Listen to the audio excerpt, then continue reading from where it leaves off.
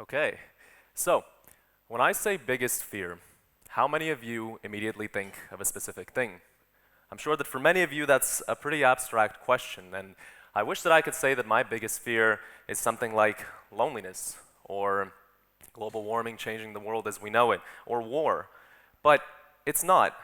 My biggest fear is something far more simple and far more material.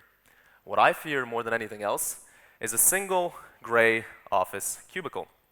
Now, that cubicle has within it a gray desk, a gray computer, a gray mouse pad, but that grayness that I'm speaking about, it bleeds out into the rest of my office, into my gray colleagues, into the gray weather outside, into the gray sound of meetings upon meetings before finally my gray bus ride home. Now, this fear has less to do with the fact that I'm colorblind and a lot more to do with exaggeration. Sometimes I need to exaggerate all of that grayness in order to be able to frighten myself enough. And maybe that might make not a lot of sense right now, but hopefully it will by the end of my talk. Because today I want to talk about fear as something that's silly, as something that's inevitable, and most importantly, as something that's absolutely necessary. I've come to realize now in my mid-20s that if I'm not afraid on a daily basis, well, then I'm doing something wrong. When I was about 4, my father let me watch Jurassic Park, and for those of you who don't know, it's a film about wild dinosaurs roaming on an island and eating all the visitors. And I remember this moment because it's my first memory of being truly afraid. And funny enough, it wasn't during the film that I remember being scared, although I might have suppressed that, who knows.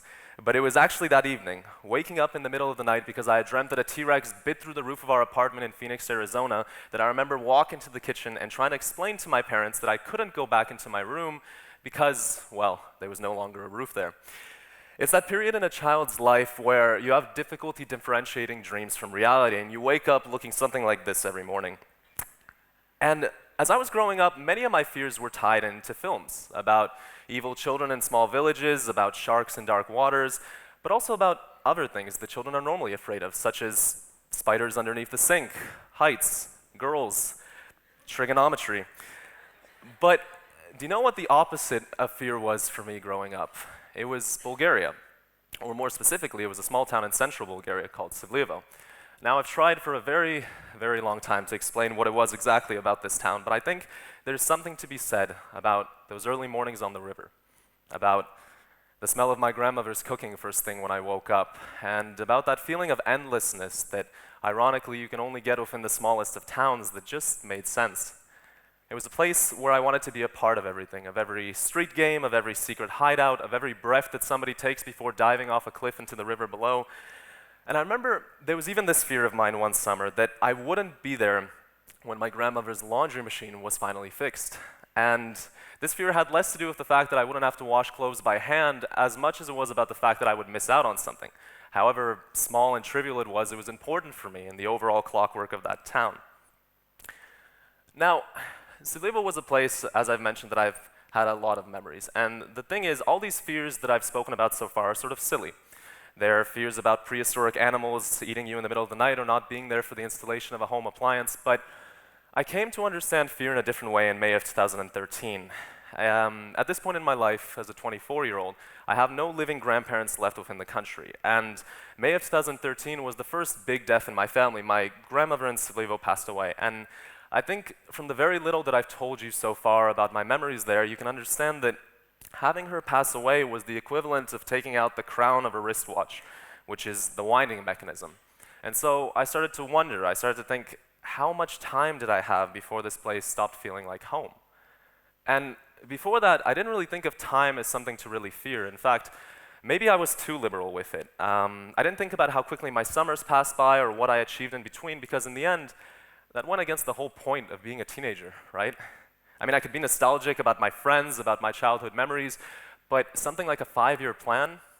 No, not for me. But that was before I lost the comfort of being at home with my family and my friends, because time when I was a child existed only during my summers, and everything else was sort of just this winding down until the following May or June. At this point in my life, as a 24-year-old, time matters a whole lot to me. It scares me, and very often it controls me, but it matters a whole lot. Now, in the same way in the beginning of the talk I asked about everyone's fear, I want to ask another question, maybe this time with a show of hands, and that's how many of you knew 100%, and I mean 100%, what you wanted to do in university? Exactly. Neither did I. I still don't understand how anybody expected my mind at 18 or 19 years of age to come up with such a monumental decision. I mean, I was having enough trouble deciding what I wanted from a vending machine, let alone what I wanted my life to be.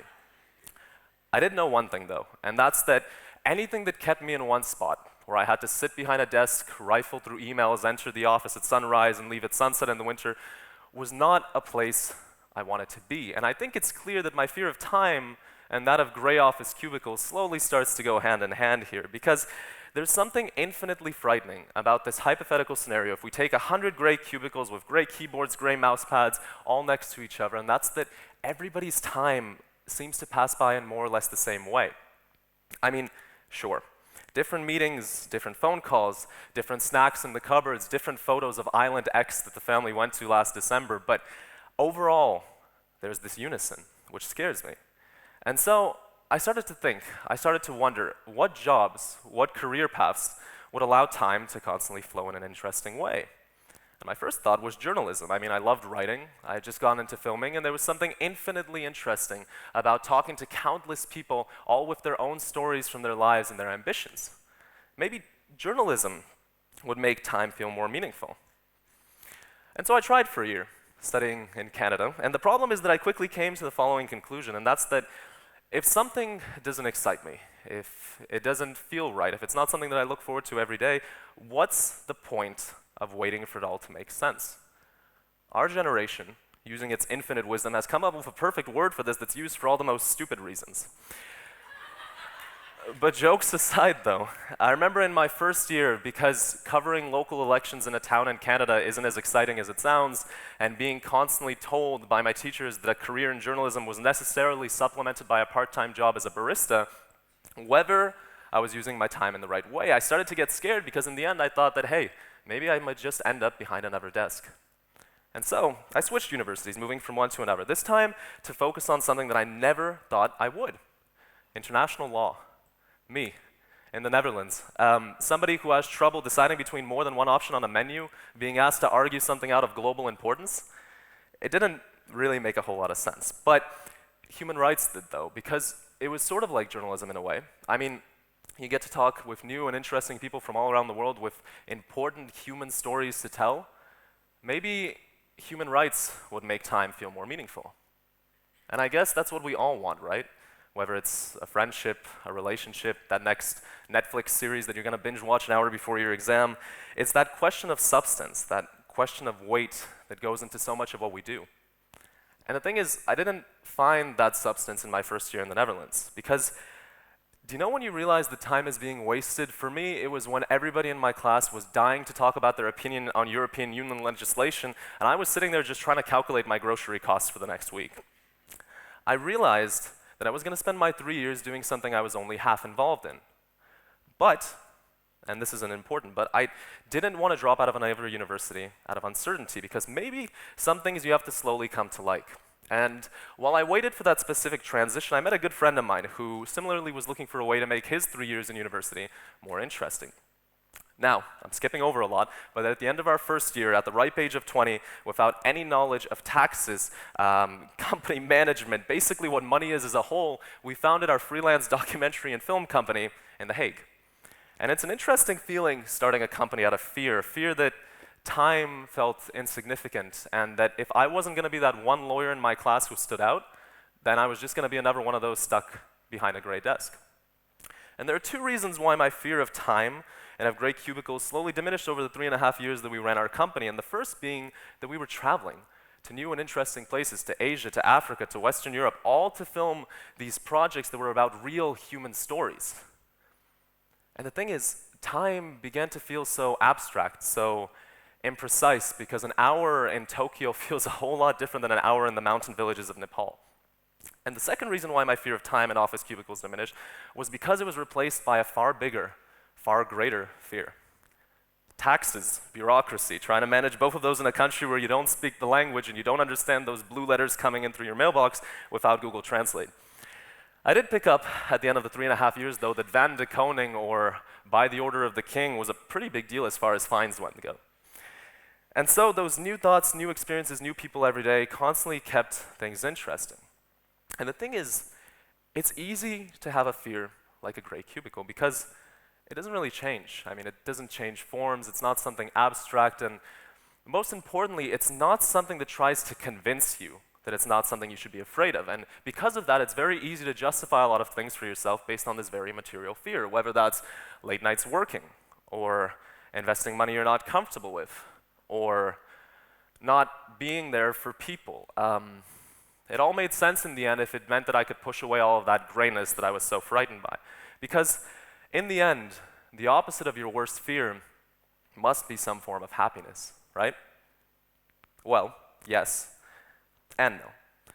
I don't know, maybe it's the fact that I'm still very young, but a bit over a year ago, I started to notice time passing by yet again, and it didn't really make sense because I was doing something that I loved.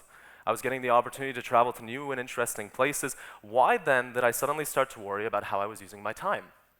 And here's the thing, I think sometimes when you're focusing so much on your ambitions, when you're constantly trying to reach those goals that you've set for yourself, you can forget about a whole lot of your life. I know that was the case with me. I didn't believe in burnouts. I also didn't believe that I would ever reach a state of unhappiness that I couldn't pull myself out of, because in the end, you can't really plan sadness. And the thing is, everyone was constantly telling me that I was doing all these interesting things, getting to go to all these interesting places, that for a very long time I convinced myself that my unhappiness was something else. Maybe it was tied in with the weather. Maybe I was a bit tired of the Netherlands, or who knows, maybe it wasn't my week. But then it didn't go away. Not when I went to sunnier places, not when I traveled to the opposite corners of the world, and certainly not a few weeks later, or a few months. I don't want to put a label on anything I was feeling, but I went to a liberal arts school where depression was treated as a very normal thing, as something that everybody should feel comfortable talking about. And the thing is, I was never one of those people who felt comfortable talking about that. I had been to countries, both first and third world, where people had suffered through things I couldn't possibly imagine. The death of children, of parents, of family members. What right did I have to think that any of my issues were valid? And the thing is, that way of thinking worked for a very long time, but at one point I reached the third fear that I'd like to talk about today, which is possibly the most difficult to describe, and that's fear for oneself. Now, I mentioned earlier that it's easy to fear something like a gray office cubicle, but it's also easy to fear heights, girls, time, dark places, open spaces, because all of those things technically, in one way or another, can be avoided. But fearing for yourself without really knowing what you're afraid of, except that it simply doesn't feel good on a daily basis, well, that I wasn't prepared for. In May of 2017, I left the company that I'd spent 3 years building with my friend and came back to Bulgaria to create the single biggest tourism campaign ever made about this country. I traveled for 4 months with a beat-up old car, filming 50 episodes and uploading them online. And the thing is, I call it a tourism series, but we might as well call it what it is. It's a midlife crisis. And the thing is that I got the opportunity to talk about this project at a lot of different medias in the country, and the question I inevitably got asked all the time was the same, and it's, what made you come back and do this? And the answer that I always gave was the same. It was cliched. It's my summers here that made me come back. It's my memories from being a kid, and sure, as I told you all, that's technically true in a way. My summers were everything to me. Nostalgia drives me on a daily basis, but that's not the reason I came back. The reason I came back is honestly because I ran away from a lot of things, but most importantly from dealing with a fear that I wasn't prepared for. And so I thought to myself that coming back to the country where all my biggest fears, such as time, started, would help me figure some things out. And now that project is over, and the fact that that romanticism and adrenaline rush of road tripping across the country is done, I sat down and I started to think a bit happier, a bit calmer now. What do I want to do with my life?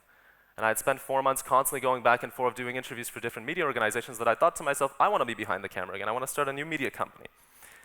Maybe it was time to stop working alone. And in February, after sending out countless messages to different organizations and not receiving any response in Bulgaria, I started to wonder, like, maybe my luck had run out. I mean, I was constantly being asked for 4 months to be here and there for interviews.